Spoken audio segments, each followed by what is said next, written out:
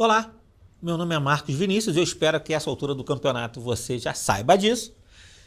E essa é a última aula do nosso curso, os 8 mitos da legalização da maconha. E eu não tenho dúvida, senhores, essa é a aula mais esperada.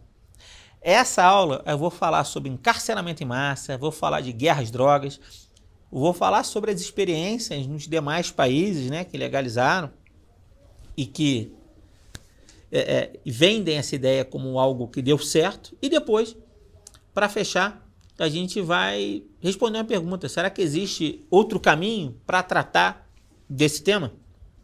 Então vamos lá.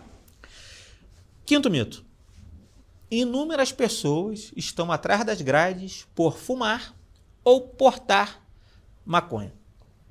A gente já viu que quando a gente vai lá na primeira aula, quando fala da história da maconha, uma das primeiras narrativas que foram colocadas foi exatamente essa, que a guerra às drogas ela levava a uma falência, né, do tecido social, principalmente com encarceramento em massa. Negros, pobres e favelados, em sua grande maioria, eles eram presos por fumar ou portar maconha, porque se a legalização é da maconha, então a gente está tratando sobre isso. Mas será que isso é verdade? Não, isso não é verdade. Pelo menos, eu posso garantir, aqui no Brasil isso não é verdade. E por que que não é verdade? Porque aqui não é o simples usuário que vai preso. Para uma pessoa ser considerada, né, um usuário ou ser considerado um traficante, o que a gente leva em conta pela nossa lei? A quantidade apreendida, o local, as condições em que foi desenvolveu a ação, as circunstâncias sociais e pessoais, se eles estão com outras drogas, se eles estão com armas, se estão com rádios, comunicadores, se estão associados a outras pessoas, além, né, dos famosos antecedentes.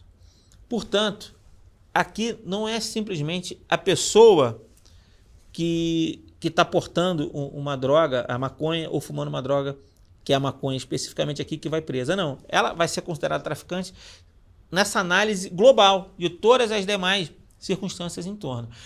O lobby da maconha quer colocar uma quantidade específica. Por exemplo, 50 gramas é considerado usuário. Por que eles querem fazer isso? Porque aí você bota vários aviãozinhos com 50 gramas. Todos vão ser considerados usuários. E o que acontece com o usuário aqui? Ele é preso, o usuário? É crime, não é crime? Aqui a gente não descriminalizou. É crime. Mas esse crime, qual é a pena desse crime aqui? A gente já viu que não é simples, já começa por aí. Não é o usuário que vai preso. Que vai preso é o traficante. Mas o usuário, é crime? É. Mas sabe quais são as penas aqui no Brasil para quem é usuário? Advertência, prestação de serviços à comunidade ou medida educativa. Não tem penas de prisão. Não tem. Quando eu falei, se eu não me engano, foi o Keith Stroup que falou lá na primeira aula, que o objetivo dele? Trincheira por trincheira. O primeiro não era a legalização. Era você fazer a descriminalização, que tem a diferença. Uma coisa é você tornar legal, aí você cria todo um comércio, toda uma indústria. Outra coisa é descriminalizar. Você não legaliza, mas ao mesmo tempo você não pune a pessoa que usa. E ele falou, gente, então ao invés de legalizar, que é mais difícil, a gente descriminaliza ou torna a punição do crime tão pequena, mas tão pequena, que na prática é uma descriminalização. E o que acontece no Brasil, senhores? É exatamente isso.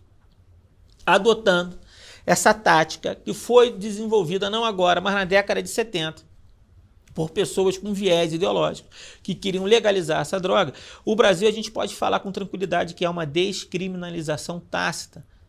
É crime na teoria? É, mas na prática tem pena de prisão? Não tem. Portanto, o cara que hoje é pego fumando e portando maconha, ele não sofre punição nenhuma. O que significa que aqui a gente não pode falar que há um encarceramento em massa pela pessoa fumar ou portar maconha. O que a gente tem que trabalhar aqui é a questão de superpopulação carcerária e encarceramento em massa. Encarceramento em massa. Mas vamos falar de encarceramento em massa? Há um viés ideológico aqui no Brasil, ele costuma falar que nós, lá em 2017, nós tínhamos 720 mil presos no Brasil, de pessoas encarceradas. O Brasil seria, então, a terceira maior população carcerária do mundo ficando só atrás dos Estados Unidos e da China, sendo que nós somos o 5º maior país do mundo. Portanto, carceramento em massa, negros pobres e favelados presos, nós somos a 3ª maior população carcerária do mundo. Mas agora vamos estudar esses números. Eles pegaram esses números de onde? Eles pegaram esse número do Infopem, que é um dado, é uma base de dados do Ministério, do Ministério da Justiça, se não me engano, do Ministério da Justiça, que eles levam em conta para considerar o número de pessoas presas, o número de quentinhas que são vendidas para os presídios.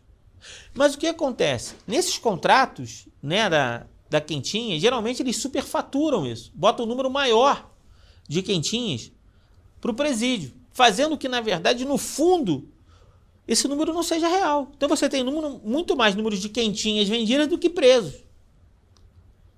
E já tem vários indícios, né, de fraude e corrupção de vendas de quentinha, é só você pesquisar. Então esse dado não é confiável. E eles falam 720 mil. Então qual é o melhor dado para a gente levar em consideração? É outro. E outra coisa, esses 720 mil, eles não diferenciam o regime fechado, o semiaberto e o aberto. Eles botam tudo, quando na verdade, quando falam em pessoas presas, é regime fechado. É regime fechado.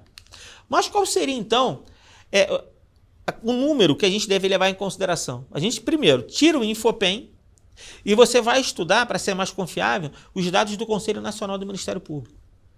A gente pegando os dados do Conselho Nacional do Ministério Público, a gente pode ter um número mais confiável. E mais, além disso, você vai contar só apenas as pessoas com regime fechado, que estão efetivamente presas, porque essas estão encarceradas, as outras não estão encarceradas, mas os presos provisórios. Eu vou considerar isso, tá?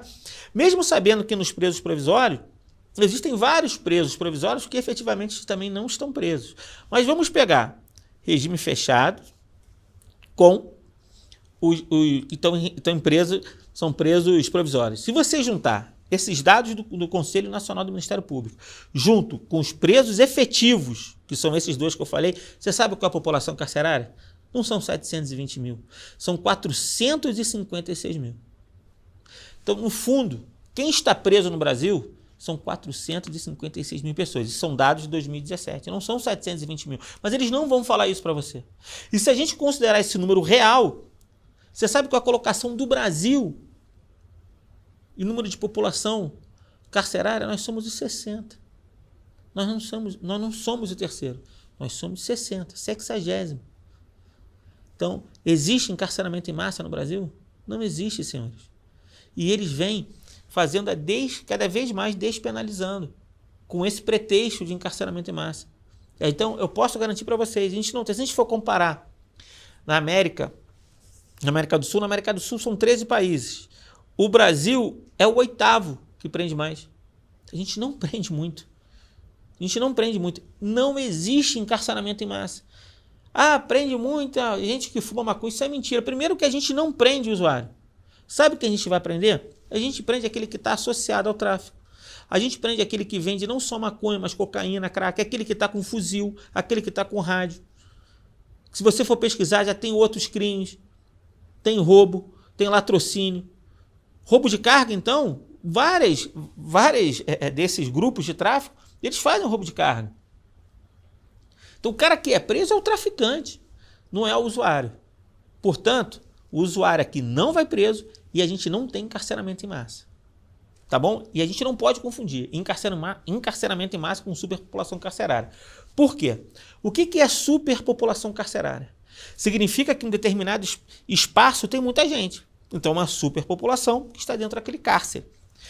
O que isso daqui é superpopulação. O que é encarceramento em massa? É um número desproporcional de pessoas presas sem motivo razoável.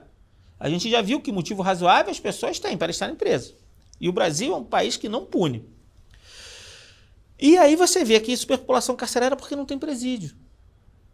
O que a gente precisa fazer, na verdade? É criar mais presídios. Para que você dê condições para que essas pessoas tenham até a reabilitação, a dignidade dessas pessoas restauradas. O que foi feito durante muito tempo foi contingenciamento de valores para a construção de novos presídios. A gente precisa ter uma estratégia. A privatização de presídios é uma. Você cria condição para que essas pessoas tenham uma dignidade nessa prisão. Então, a superpopulação carcerária tem a ver com isso, com falta de presídio.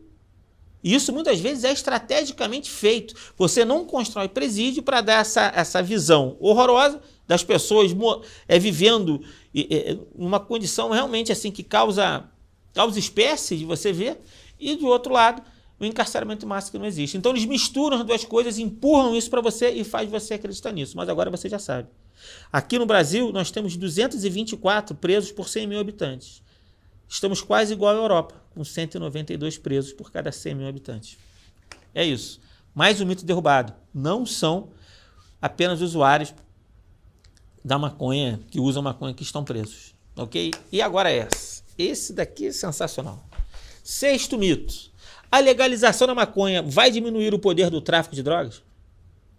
Essa eu posso dizer que para mim, eu já falei isso e vou repetir, era a que mais mexia comigo. Eu moro numa cidade violenta. Eu já perdi amigos muito próximos para a violência urbana. Não dá nem para imaginar essa dor que é perder seus amigos por causa de uma guerra insana.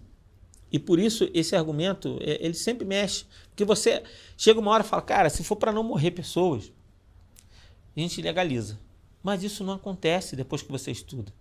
Então, legalizando a maconha, isso vai diminuir o poder do tráfico? Vai diminuir o poder do tráfico, diminuindo a violência? Não. Por quê? Vamos lá. Porque a legalização da maconha não vai atingir cocaína, não vai atingir o crack, não vai atingir a heroína, não vai atingir as outras drogas. E, portanto, o tráfico vai continuar vendendo as drogas, inclusive a maconha. Ele não vai tirar do catálogo a maconha simplesmente porque ela foi legalizada. Ela vai continuar vendendo a maconha. A maconha ela representa entre 15% e 25% das receitas obtidas de grupos de tráfico de drogas. Isso é pouco, eles têm outras receitas.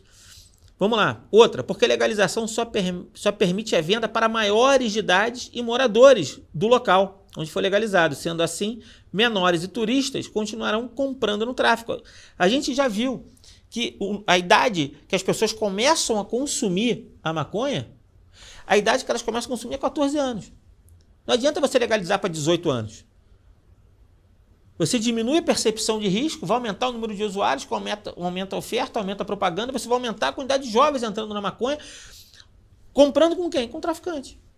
Então, não dá certo. E o turista? O turista ele vai para o local para fumar maconha, chega lá, não é vendido, ele vai comprar com quem? Com o traficante. E sempre, quando você legaliza, você estabelece limites.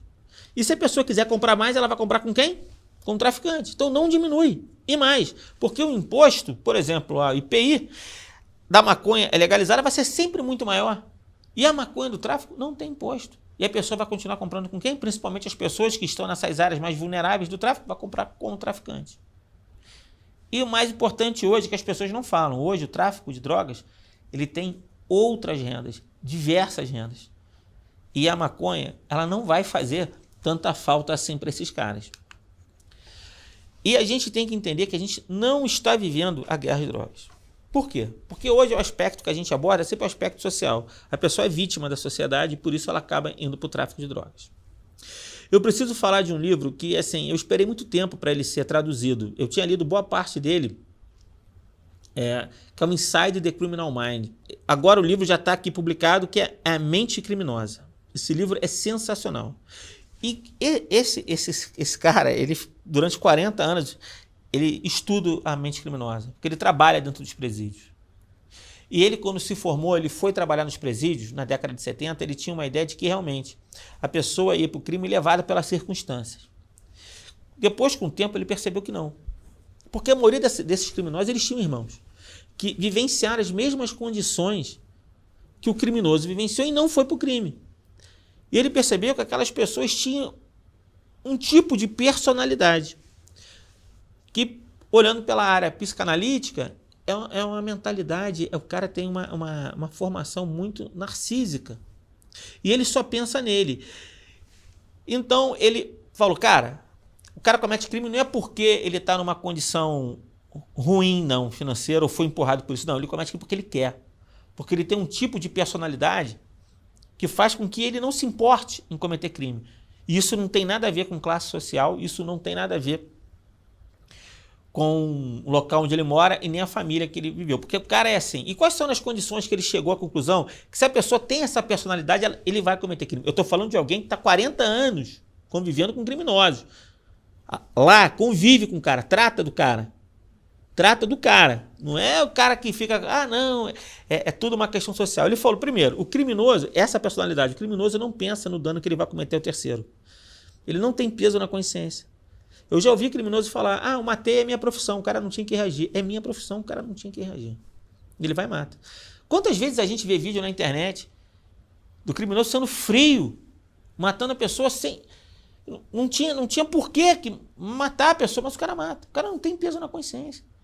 Por quê? O cara acredita. Quem fez esse estudo foi esse cara, que é especialista nisso, nesse livro A Mente Criminosa. Ele falou que o cara... ele se acha vítima das circunstâncias. E o que acontece? A gente tem todo um aparato institucional que reforça isso. Ele fala isso logo na introdução do livro. No criminoso falava, né? Vocês agora estão me dando motivo para assaltar. Eu não tinha, agora eu tenho.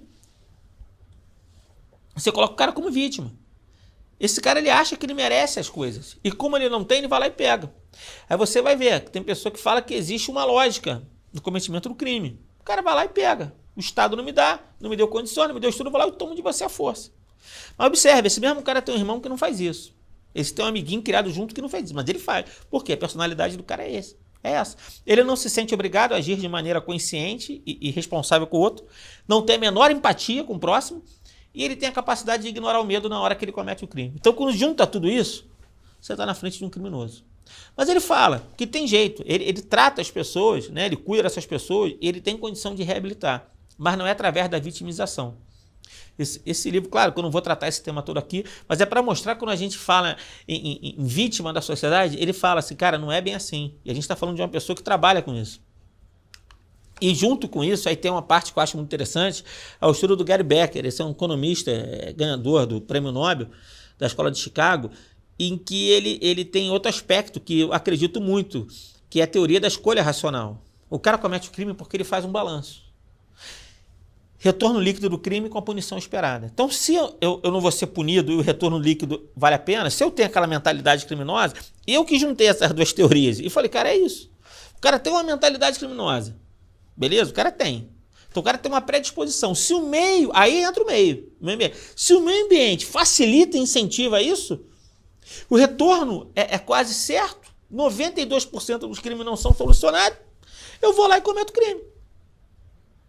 E ele falou isso, que a gente tem que fazer essa relação entre o retorno líquido do crime e a punição esperada. E o cara vai ver, é o custo-benefício. O que vale mais a pena? Portanto, a repressão não é só a repressão, mas tirar a repressão da equação e colocar tudo na vitimização, como se a pessoa não tivesse livre-arbítrio para escolher o que ele vai fazer. Claro que a pessoa tem livre-arbítrio. Portanto, essas duas junções faz com que uma teoria tenha dado certo. É a teoria da janela quebrada,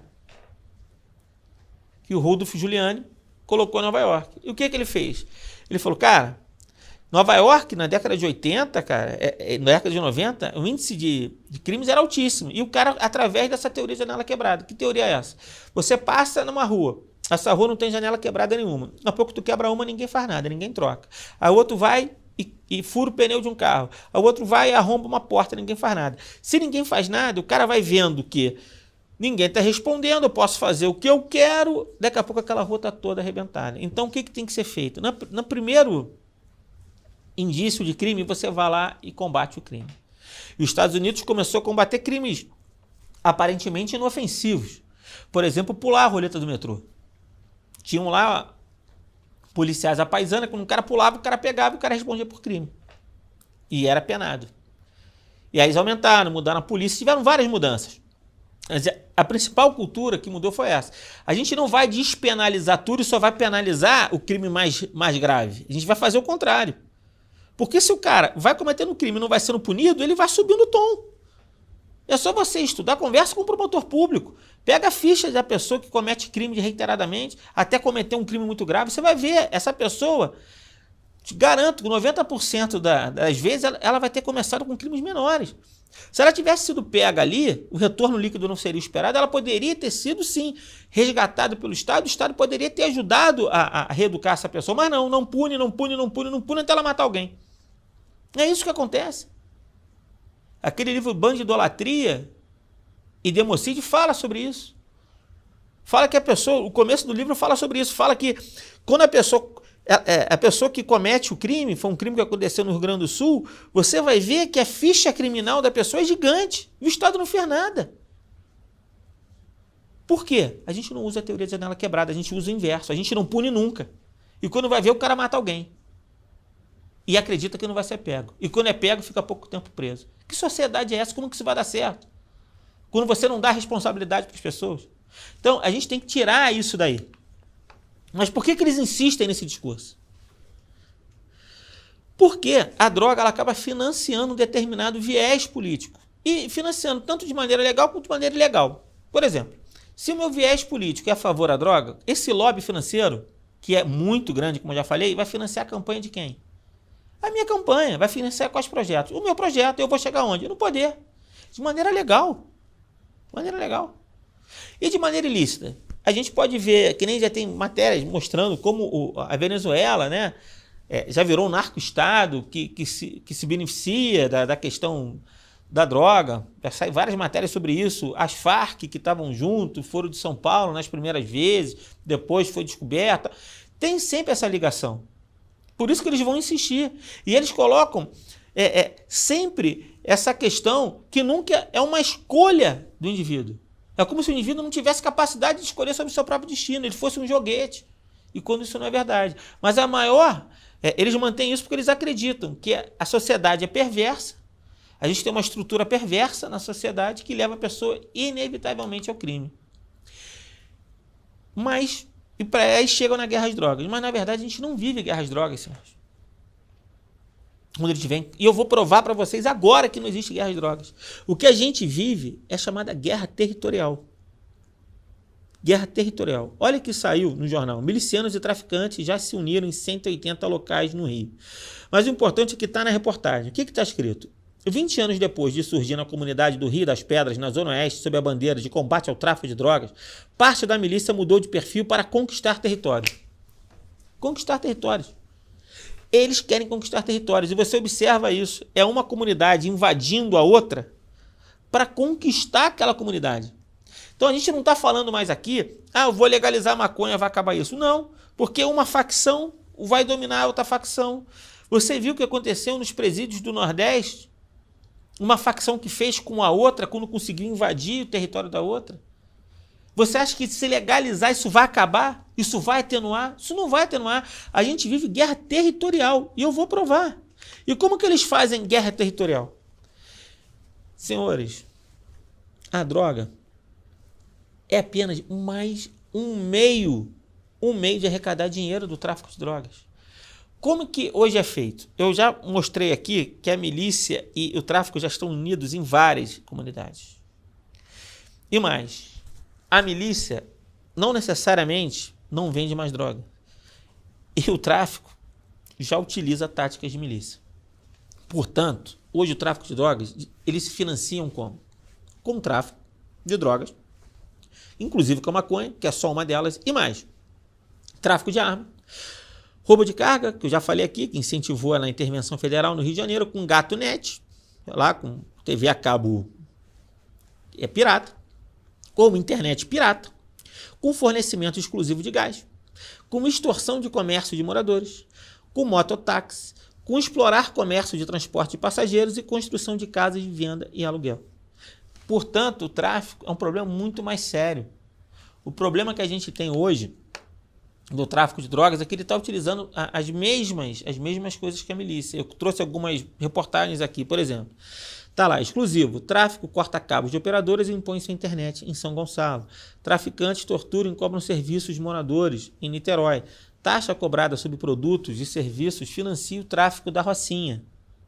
Hoje o tráfico está fazendo isso. O tráfico imita a milícia e passa a cobrar taxas de até 4 mil de comerciantes em Madureira.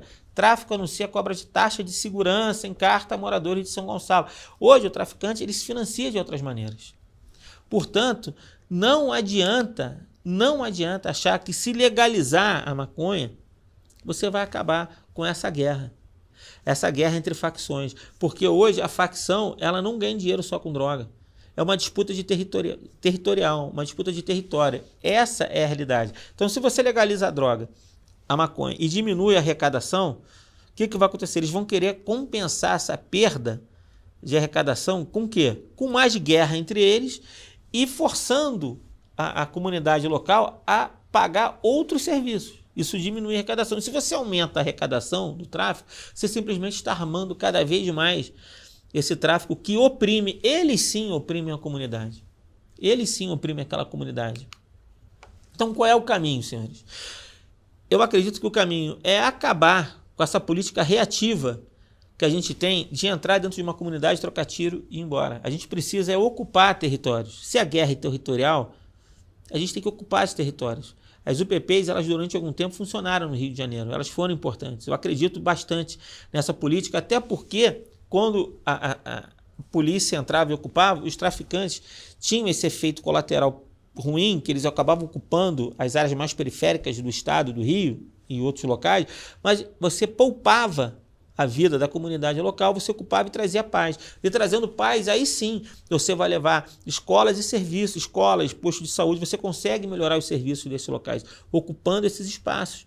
Não pense que colocar escolas, mais escolas boas dentro da comunidade vai resolver esse problema, porque essa pessoa vai continuar, porque ela está lá para status, para poder, por ter dinheiro. Ela tem essa personalidade que ela quer estar lá. Não adianta você dar condições materiais, ela vai continuar fazendo isso. Então você precisa ocupar esse território, porque a nossa guerra é territorial. E assim você evita as mortes desnecessárias.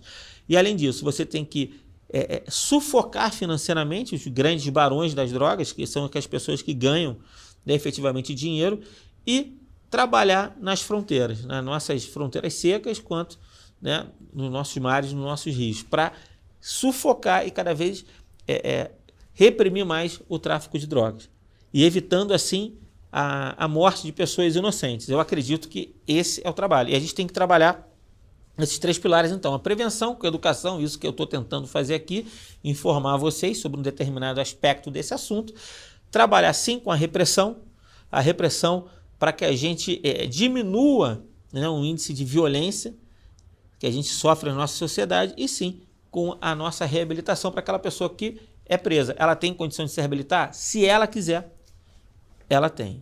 Esse é o aspecto. Porque a nossa verdadeira guerra, senhores, é contra a impunidade. Hoje, o Rio de Janeiro, os seus maiores problemas não são só o tráfico de drogas. A gente tem problema com tráfico, a gente tem problema com milícia. Isso no Brasil, de maneira geral. A gente tem muito problema com roubo e principalmente com a corrupção. A corrupção, ela vai acabando com todas as estruturas. Isso sim, a gente tem que tratar disso e mudar as nossas leis para que elas fiquem mais severas. Por que eu falo? Nunca foi uma questão de guerra às drogas, sempre foi uma guerra de poder. As drogas levam as pessoas aos poderes. Então, quando você legaliza a droga, quando você tem um viés que favorece porque é muito dinheiro, você está favorecendo um projeto de poder. Eu mostro aqui a reportagem que saiu na Veja. Nicolás Maduro é acusado de tráfico de drogas pelos Estados Unidos. E a reportagem mostra que a Venezuela já está tão sufocada, ela está tão sufocada que o Nicolás Maduro está fazendo uso da droga porque está dinheiro para se manter no poder e ela faz negócio, inclusive, com as Farc. Observa que essa questão da droga, ela tem um projeto político, um projeto de poder. E quando eu digo que a legalização da maconha é só mais um passo para legalizar maconha medicinal, maconha recreativa, cocaína e as outras drogas. O Pepe Mujica, o ex-presidente uruguaio, falou pouco tempo atrás, numa reportagem, ele foi claro, ele falou que já está na hora da gente pensar na legalização da cocaína. Se lembra que lá atrás foi a mesma coisa? A maconha e depois a cocaína? E quando perceberam que da maconha para a cocaína deram uma freada, só que agora tem questão da maconha medicinal, mas a gente tem que se ligar para legalizar tudo. E você acha que isso acabou por aí? Na ONU, tem uma reportagem da Veja que diz: a América Latina precisa legalizar as drogas, diz a agência da ONU. E olha que ela falou, essa representante, a mexicana, Bárcena, é o nome dela, que comanda esse braço regional da ONU. Ela falou o seguinte: serei muito provocadora. A legalização das drogas seria boa para quem? Para a América Latina e o Caribe, pelo amor de Deus, porque a ilegalidade é o que está matando as pessoas. Ela fala de guerra às drogas. E é hora de cogitar seriamente legalizar as drogas. Ela fala de todas as drogas. E alguns países, como que está a situação? Você acha que no Brasil vai ser só a maconha? Na Colômbia, eu vou falar de alguns. Colômbia, é permitido portar separadamente até 20 gramas de maconha, 5 de haxixe e 1 grama de cocaína para uso pessoal. Peru, limite para o porte pessoal do êxtase é de 250 miligramas de cocaína até 2 gramas, para refinada ou 5, se for em pasta. Já a quantidade da maconha aceitável para o uso pessoal é de 8 gramas. Vamos outros aqui. Holanda, tolerância para todas as drogas. México, carregar até 5 gramas de maconha, meio grama de cocaína, 50 miligramas de heroína ou uma pílula de êxtase, separadamente. Se passar por 3 apreensões, a pessoa é obrigada a se tratar.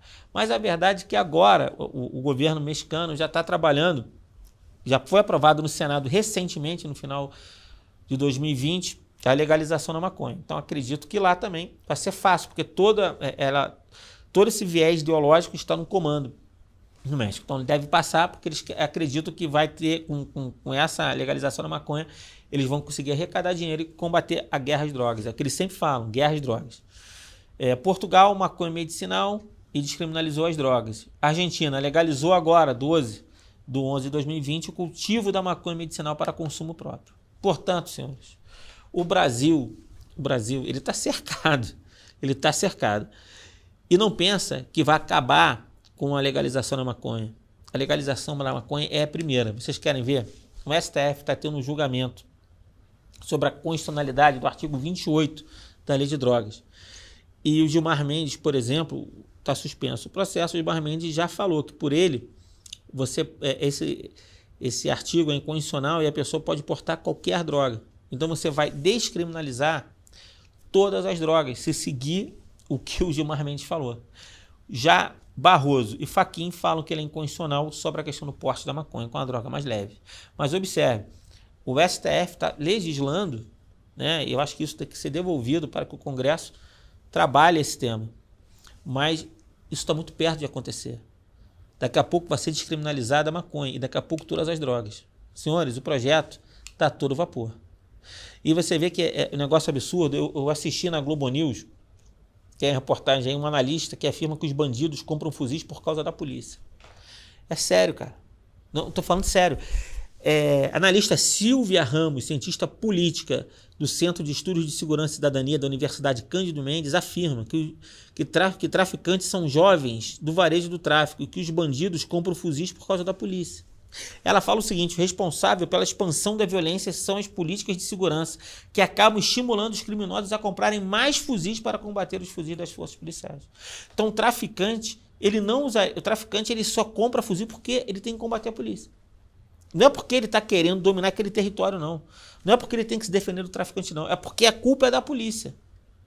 O negócio é surreal. E saiu numa reportagem da Veja, que é uma reportagem que falava se o Osmar Terra ia cair ou não, mas no meio da reportagem tem a seguinte, ele fala o seguinte: ali uma leitora me questionou sobre uma suposta onda de assaltos cometidos contra as lojas de cannabis legal nos Estados Unidos, fato que desconheço.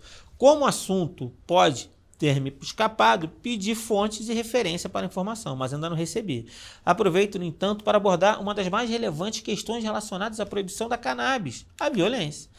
E olha o que ele diz: vamos supor que os comerciantes do mercado legal estejam sim sofrendo mais assalto do que seus vizinhos, da padaria ou pet shop. Ora, como é empresário legítimo, pagador de seus impostos, a vítima pode e deve comunicar a ocorrência à polícia, que terá a obrigação de investigar e eventualmente prender os culpados, entregando à justiça. Tudo dentro da lei, e exatamente como faria qualquer outra pessoa alvo de ladrões.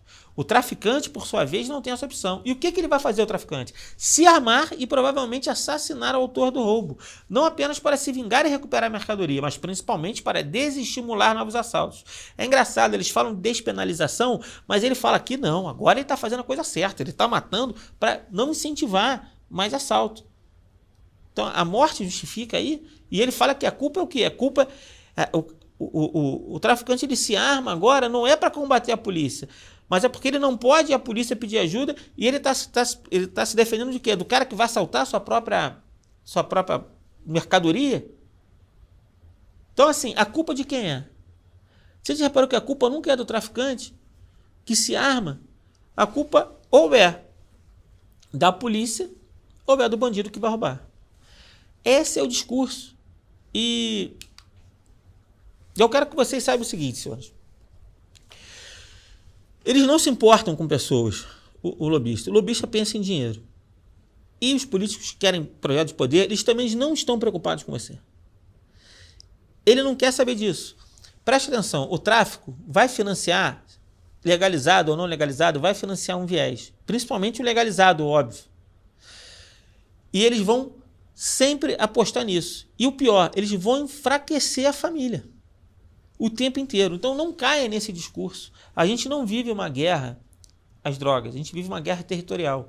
A legalização não vai funcionar. E esse discurso de que traficante se protege com armas para combater a polícia e para combater o assaltante da sua mercadoria, isso é realmente um absurdo. Mais um mito derrubado. Não vivemos a guerra às drogas, não vai diminuir a violência e a legalização da maconha. Isso não diminui, porque hoje o tráfico ele se financia de várias maneiras, inclusive da venda da maconha, que ele não vai deixar de vender. Então vamos para o 7º mito.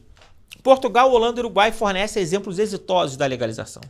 Será efetivamente que o Uruguai, esses países todos, a legalização funcionou? Vamos ver como é que está. Saiu uma reportagem que fala efeitos da legalização da maconha do Uruguai.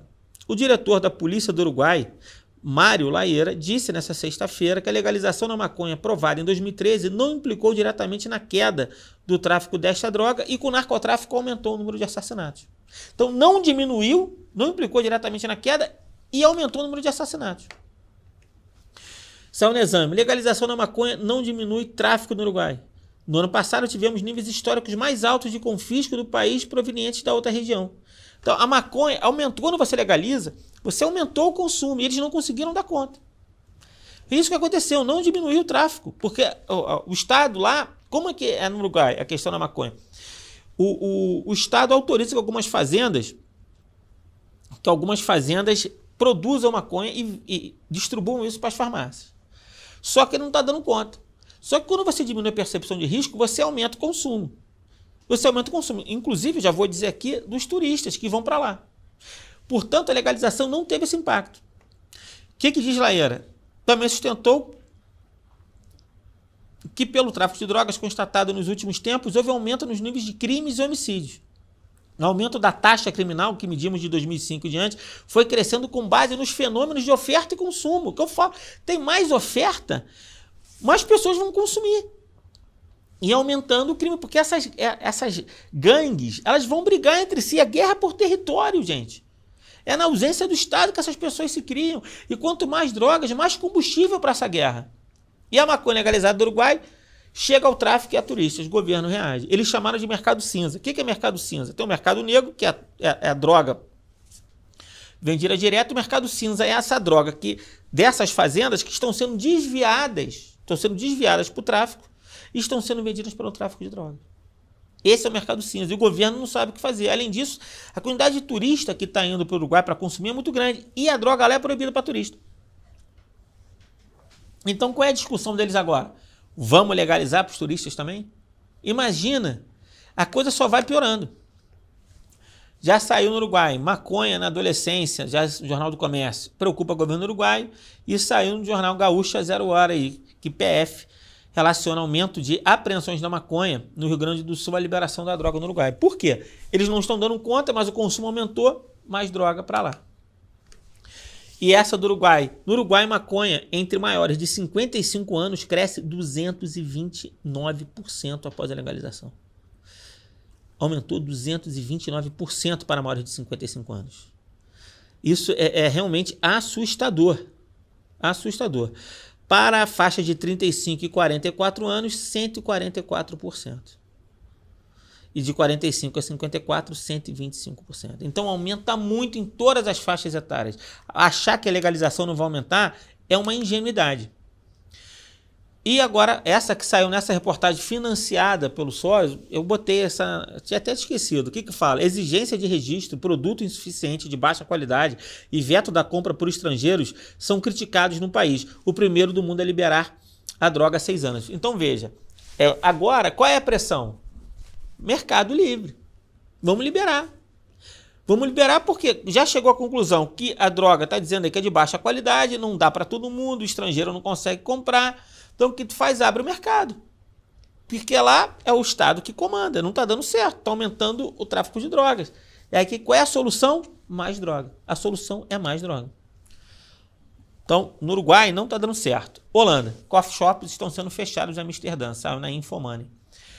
A pressão está sendo muito grande para diminuir os coffee shops, principalmente pelo turismo da droga. A Holanda ela acaba catalisando todas as pessoas que querem fazer o turismo da droga. E isso está afetando o país. O consumo aumenta e o tráfico aumenta também lá. E a política agora para diminuir. Então o objetivo é fechar 1/3 dos coffee shops. Dos 198 que existiam, 30 foram fechados. Principalmente aqueles perto de escola. Outro, Holanda, de paraíso da maconha legal, anarco-estado com tiroteios à luz do dia. Óbvio que a gente está tratando de uma realidade holandesa, não é a realidade de São Paulo, não é Porto Alegre, não é de Belo Horizonte, Rio de Janeiro, Recife, não é isso. Não é isso. É outra realidade. É óbvio que a gente não pode comparar a violência de lá para cá. Mas acontece que a violência lá aumentou muito. E eles estão preocupados. O que diz? A Holanda está se transformando no narco-estado. Estamos de mãos atadas para travar o fenômeno devido à falta de meios. É o policial que está falando isso. Então a Holanda também não está dando certo. Portugal que todo mundo pega como exemplo. Saiu no jornal RTP Notícias, consumo de droga, álcool e tabaco aumenta em Portugal. Isso saiu em 2017. Consumo de droga, álcool e tabaco está aumentando em Portugal, mas o país continua abaixo da média europeia. E o que eles disseram? Que houve um aumento por causa da descriminalização. E veja bem, olha o que diz, no caso português, uma pesquisa realizada pelo Instituto da Droga e Toxicodependência registrou que entre 2001, data que foi implementada a política de descriminalização da droga em Portugal, e 2007, falando em 2007, o consumo continuado da droga registrou em termos absolutos uma subida de 66%. Então subiu 66%. De forma segmentada, a pesquisa apontou ainda que no período em análise registrou um aumento de 37% do consumo da cannabis, 215% no da cocaína e 57% da heroína e 85% do êxtase. Senhores, legalizou uma droga, descriminalizou, aumenta o consumo de todas as drogas. É isso que você tem que saber. E, portanto, diz a reportagem, diferentemente do alardeado pelos entusiastas da descriminalização, que tiveram forte atuação e alcançaram os seus objetivos no país, irmão, o relatório aponta que houve sim um aumento significativo no consumo de todas as drogas no solo português, sobretudo entre jovens. E é isso que aconteceu. E não foi só isso, é violência. E essa saiu no relatório mundial da droga, da ONU. Os homicídios relacionados com a droga em Portugal aumentaram 40% desde 2001. Isso saiu em 2009. Senhores, Portugal aumentou o consumo de todas as drogas e aumentou a violência. A mais recente que eu peguei aqui, aumentam os consumos e as mortes por overdose em Portugal. Essa saiu em 2019. Quase 600 pessoas internadas com distúrbios psicóticos tinham usado cannabis em Portugal. Está aumentando os surtos psicóticos. Agora está começando a aparecer. E vamos falar dos Estados Unidos por fim. Os Estados Unidos ele tem essa narrativa muito forte. Maconha é remédio e você vai combater o encarceramento em massa. E lá a legislação é por estado. Foi aprovado agora entre os deputados, né, a tirar a maconha como uma droga perigosa e vai para o Senado. Deve passar também. Deve passar no Senado americano agora nesse ano. E lá vai ser agora vai ficar mais fácil para que todos os estados acabem legalizando a maconha. Mas vamos lá, o que tem a dizer? Será que está realmente combatendo essa questão do encarceramento em massa? Está trazendo justiça social? Está melhorando? No site Vox está dizendo: legalização da maconha não pode consertar encarceramento em massa. Nessa reportagem, ele simplesmente repete, eu vou mostrar aqui o gráfico, repete o que eu falei aqui no encarceramento em massa no Brasil. Se você for ver nos Estados Unidos, a maior parte das pessoas estão presas não por portar maconha. Não é por isso. Nos Estados Unidos você vai ver por assassinato, é por estupro, por roubo e por tráfico de drogas. É por isso que as pessoas estão presas nos Estados Unidos também. As pessoas não estão presas por fumar maconha. Isso não combateu o tráfico de drogas lá, porque as pessoas continuam consumindo todas as outras drogas e você fomenta e aumenta o consumo. Eu mostrei o aumento do consumo da droga lá no Uruguai. Eu vou falar dos Estados Unidos daqui a pouco. Por exemplo, nesses sites especializados, está dizendo, regulador do Colorado, Denver não possui uma indústria diversificada da maconha. Eles acreditavam que ao legalizar a maconha, esse mercado iria beneficiar os negros e os pobres americanos. Isso não aconteceu. Na reportagem fala que 75% dos empresários no Colorado são brancos. E diz que a indústria não é diversificada. Então trouxe justiça social nos Estados Unidos? Não trouxe. E o aumento do consumo é real nos Estados Unidos? Sim. Em 4 anos, está no Globo, em 4 anos o consumo de maconha cresce 75% entre idosos americanos. Por que entre idosos? Vocês não se tocaram? Por que entre idosos? Porque falam que a maconha é remédio. Cara, isso colou de tal maneira, fala que dor nas costas. Rapaz, eu não passei dos 60 não, mas eu sou cheio de dor nas costas. Então, para todo mundo depois dos 40, meu amigo, se você acordou no sentir dor, você já morreu, não sabe. Aí você vai fumar maconha, dor para glaucoma, Parkinson, Alzheimer, serve para tudo. E aumentou muito. Olha o que diz aqui. Considere que, nem 10 anos atrás, 0,4% dos adultos com 65 anos ou mais disseram ter usado maconha no ano passado. Agora é 10 vezes maior, chega a 4%. A septuagenária Carol Collin, da Califórnia, contou à CNN que começou em 2018 a comer goma de maconha todas as noites antes de dormir. Estou fazendo isso, ela diz, para dormir e aliviar a dor. E acho, ela não tem certeza, e acho que funciona. Eu não teria feito isso se fosse legal. Então, se não fosse legal, ela não estava se entorpecendo. Porque para dor nas costas, eu já falei aqui que não tem comprovação. Isso, cara. Essa saiu agora, já 3 de dezembro. Com exceção da maconha, a cidade de São Francisco proíbe de fumar em apartamentos. Então, se você mora em São Francisco, você pode fumar maconha dentro do seu apartamento, mas você não pode fumar cigarro. Está proibido, porque a fumaça do cigarro faz muito mal. Mas da maconha não. Afinal de contas, o cigarro não é remédio, mas a maconha é o quê? É remédio. Olha que absurdo que a gente está chegando. Mas preste atenção, a maconha é um símbolo. É um símbolo de uma cultura. É isso que tem que ficar claro. E é por isso que toda a narrativa vai ser encaixada nisso. Eles vão falar tudo que é possível para encaixar nessa narrativa de que é remédio, mas no fundo é isso. Além de dar dinheiro, é a galera que quer ganhar dinheiro com isso e outra galera que quer isso como uma droga, que é uma droga diferente da droga burguesa capitalista opressora. Outra matéria de 2018. Clandestinidade cresce com novas regras de maconha na Califórnia. O que eles estão reclamando? Eles estão reclamando que a maconha ela está sendo fortemente regulada. Isso está fazendo com que aqueles que investiram dinheiro não consigam a licença. E eles começam a vender maconha de maneira clandestina. Eles vão vender para quem? O mercado negro. E é isso. Isso saiu em 2018 na Agência Brasil, que o Colorado já debate o aumento de crimes após a legalização da maconha. Já está acontecendo também lá no Colorado. O aumento do crime, e eles estão começando a falar, será que é maconha? Será que não é? É óbvio que é. Mas ninguém falou isso. E agora isso começa a aparecer no Colorado. Colorado debate o aumento de crimes após a legalização da maconha. O percentual de crimes violentos subiu 12% no mesmo período regionalmente. Mas o aumento nacional foi inferior a 5%. Então lá foi de 12 e aumento nacional 5. Isso saiu no New York Times em 2019. Ficando pior, não.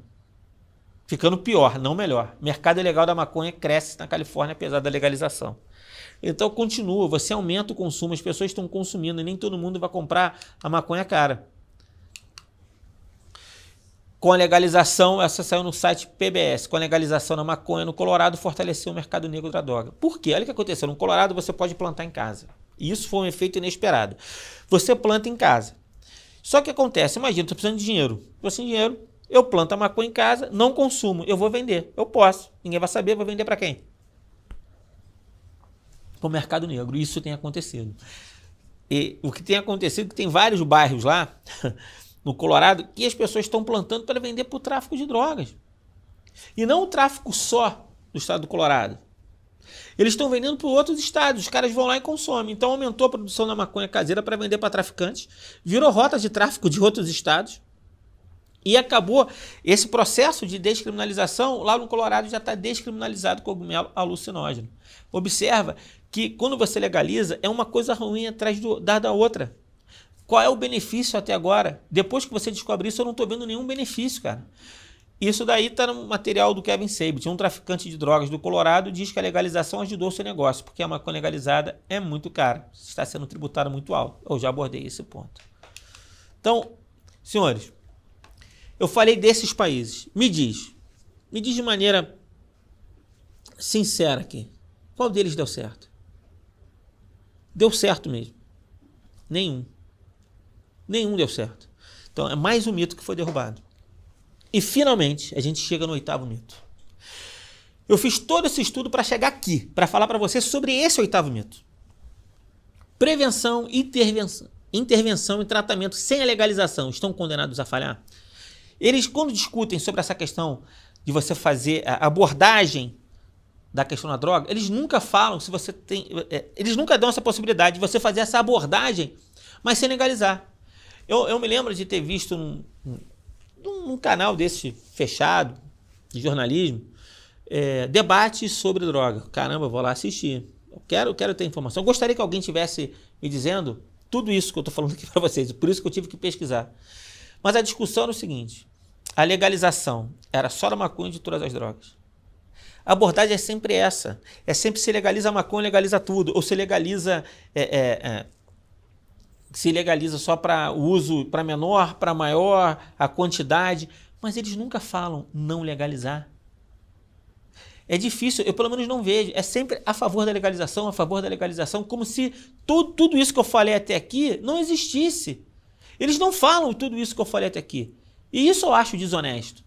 Eu acho super desonesto e eu me senti enganado de estar anos escutando esse senso comum tratando esse tema de maneira leviana, porque tem uma questão financeira por detrás, porque tem uma questão ideológica por detrás. A gente está tratando de ser humano, pô. Está tratando de família.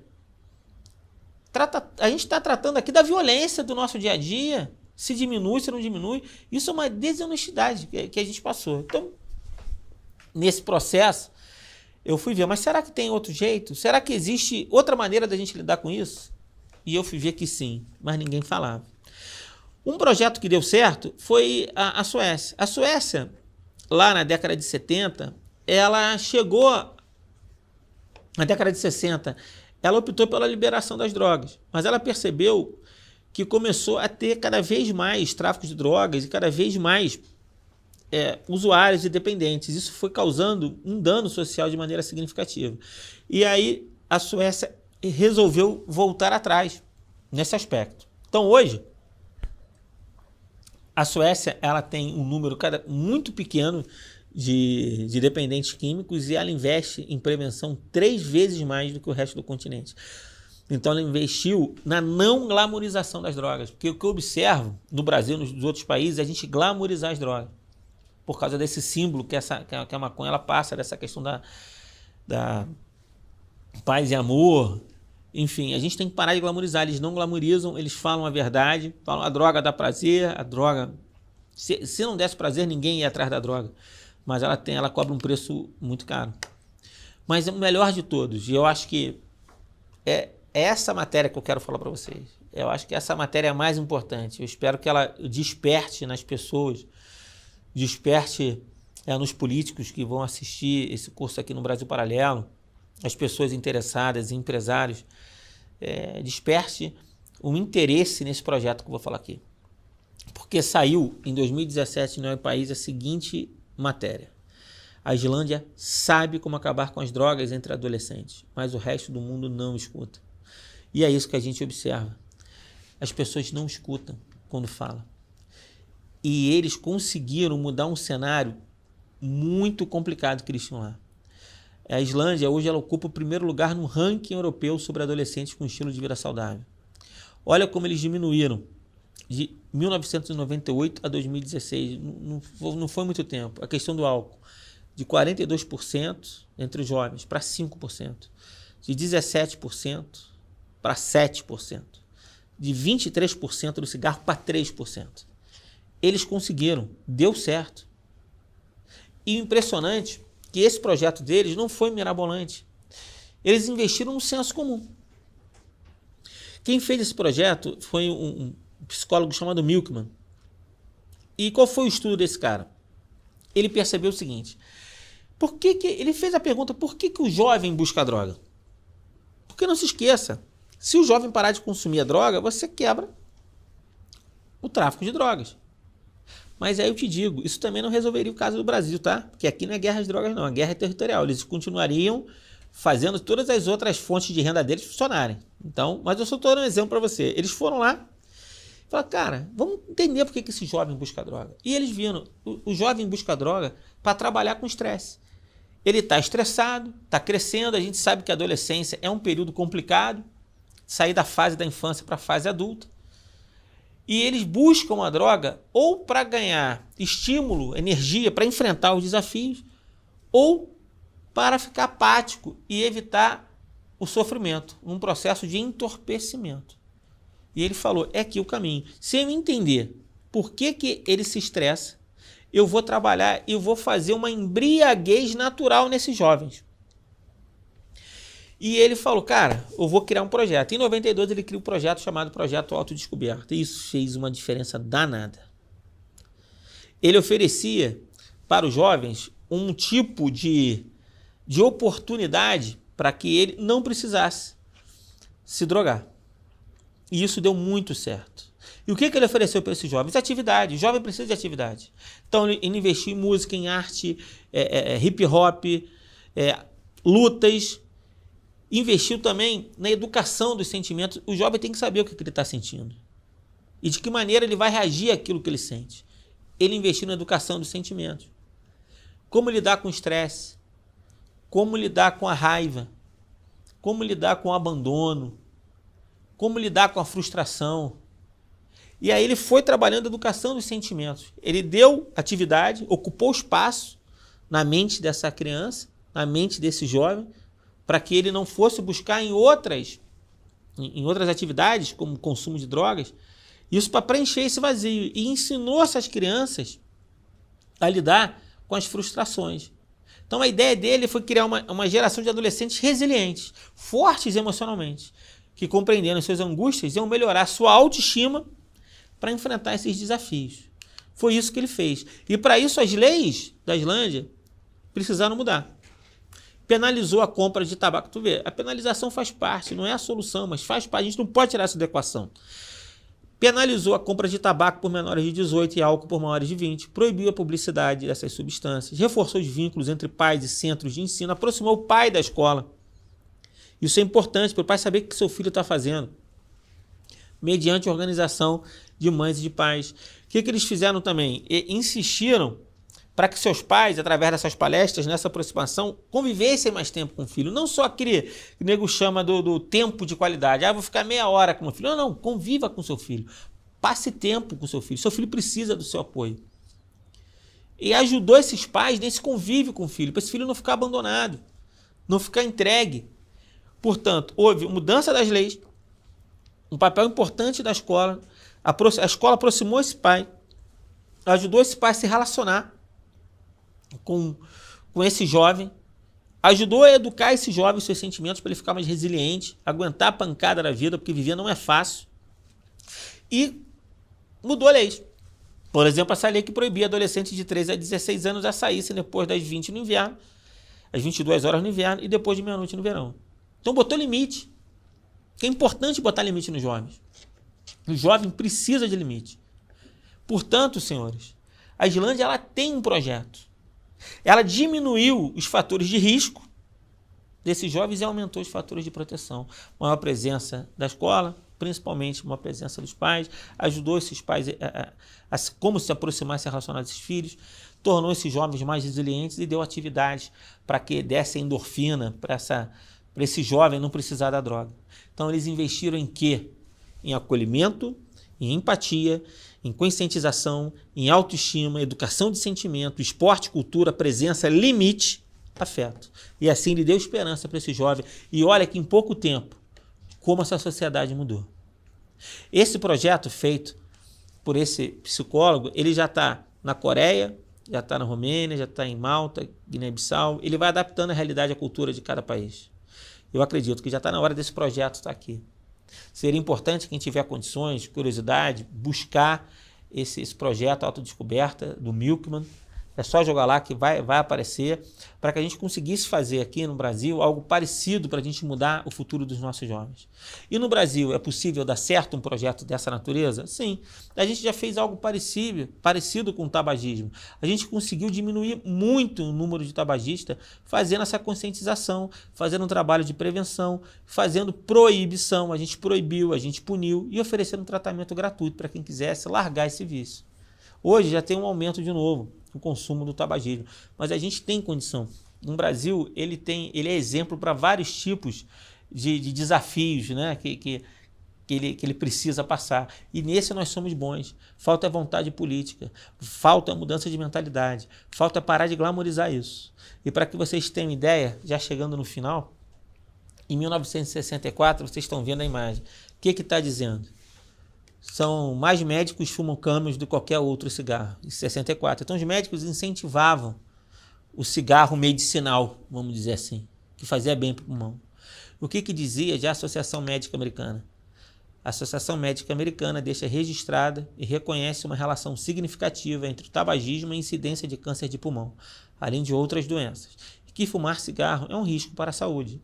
Enquanto diziam que o cigarro não fazia mal, alguma parcela dos médicos, outros já diziam, fazia mal. E hoje? Hoje tem Kit Kat com maconha sendo vendido. E a Associação Médica Americana continua. Cannabis é uma droga perigosa e, como tal, é um problema de saúde pública. A venda da cannabis não deve ser legalizada. Em 64, eles erraram. E agora a gente está em 2021. E eu te pergunto, em quem você vai acreditar? Nos médicos ou nesse cara, esse Justin aqui, que é o fundador do Weed Maps? Que o plano desse cara é se transformar na Philip Morris da atualidade. Porque para esses caras, eu falo desde o início para você, para esses caras, só o dinheiro importa. Então, senhores, estamos chegando no final do nosso curso de quatro aulas. Eu sei que eu falei muito, joguei muitas informações para vocês, mas eu acho que foi importante. Eu acredito que vocês chegaram agora no final com a certeza absoluta de que a legalização da maconha ela não é tão simples assim. E com a certeza que te negaram muitas informações. Eu não vou aqui falar, muda de posição. Não, eu quero que você reflita melhor sobre esse assunto. Eu dei minha posição. Hoje eu não tenho dúvida. Hoje o caminho é não legalizar as outras drogas e trabalhar com álcool, com cigarro, de conscientização para diminuir cada vez mais o consumo dessas drogas. O caminho para mim é esse, mas esse é o meu caminho. Quem sou eu para impor minha vontade para você que está me vendo do outro lado? Mas eu não tenho dúvida que você hoje pode refletir melhor sobre esse assunto. Eu te dei condições, aumentei o seu senso crítico. E foi essa a minha intenção. E eu quero que você se pergunte agora, para fechar, qual é o custo social da legalização da maconha? Qual vai ser o impacto da legalização dessa droga na sua família? E você não acredita, até agora, que essa legalização não vai levar à legalização de outras drogas? Pensa nisso, no custo, no impacto na sua família. E como essa legalização ela vai acabar levando à legalização de outras drogas. E eu pergunto, para terminar de vez, e aí? Qual o futuro que você quer? Para você, para os seus filhos e para os seus netos. É isso, senhores. Eu espero que vocês tenham gostado do curso. Vem comigo. Muita paz.